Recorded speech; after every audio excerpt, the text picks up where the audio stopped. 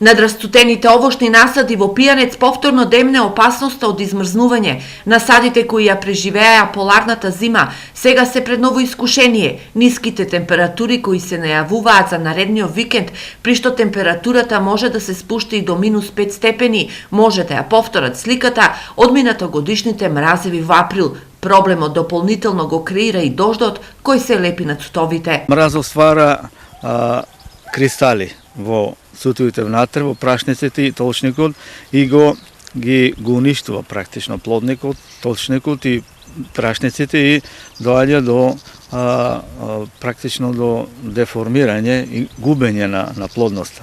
Толчникот станува црн. Климатските промени неколку години наназад направија паралели на климата во Пијанец со таа во Украина и Русија.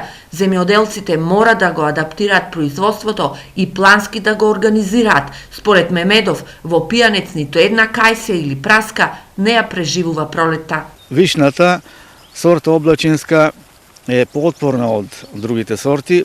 Освен тоа, таа обилно плодоносува, обилно раѓа и да дојде до измрзнување, ако не од голем размер, со наводнување, со исхрана може дополнително да се добие сепак одредена количина на плодови. Сепак, земјоделците, за да не бројат штети, мора да преземат соодветни мерки и да ги заштитат овошните насади.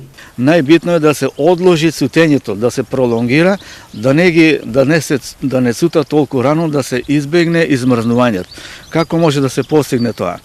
Тоа може да се постигне со пенцирање на леторастите во мај и јуни месец, со употреба на препарати, фитохормони кои го забавуваат цутењето. Лани во април во Пијанец и Малеш имаше и до 100% измрзнување на овошните насади, кои се на површина од близу 5000 хектари. Само во Делчево 650 овоштари пријавиле штети или во пари штетите се околу 1 милион денари. Обештетување се уште нема.